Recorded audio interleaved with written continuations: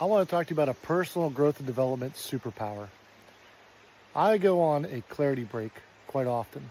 The first time I was ever introduced to this concept was Kim Fleming.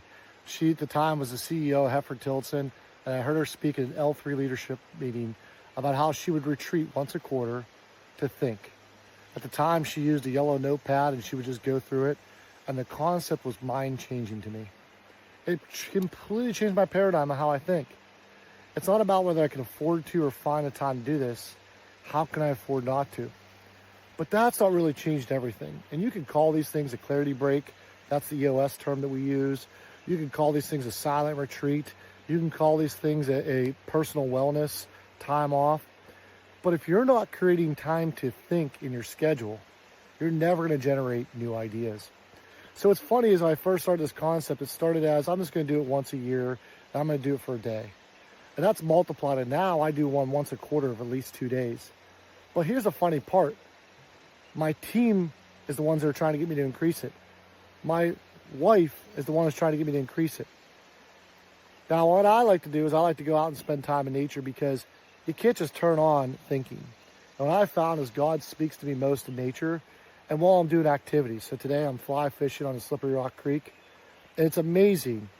That hour long or 2 hours long of fly fishing, the amount of ideas I come up with, not only for our company, for our team, but with our personal life. It makes me a better leader. It makes me a better father. And it makes me a better husband. You've got to get out of the rat race. You have to create time to think. Find out the things that bring you joy and energize you. So when I first started the Clarity Breaks, it was simple as going away for the day.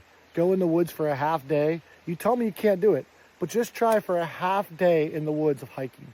Because hiking is what helps me. Now that when I do them in a couple days, I like to break it up. I start out my mornings running, and then I spend time in prayer and time with God. And then I just spend time thinking.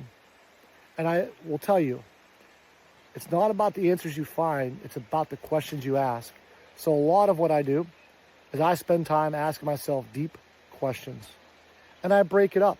So this morning I've already run, I've already spent time with God, I've already thought through some of the challenges. And now I'm going to go fly fish for an hour and a half.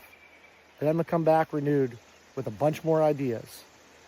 The last part about this, if you want your clarity break to be successful, you've got to create to-dos. It's great to go out and think, but thinking needs to be put into action. I would love to hear how you take a clarity break. I would love to hear what your tips are for being successful in it. To boil it down for me, it comes down to 3 things. 1, create space. 2, have a loose agenda. Let God give you the rhythm of the clarity break. And 3, at the end of it, summarize it with steps to take away. And I'll tell you a 4th bonus one here. Do them regularly. Schedule them in your calendar, or you'll never do them.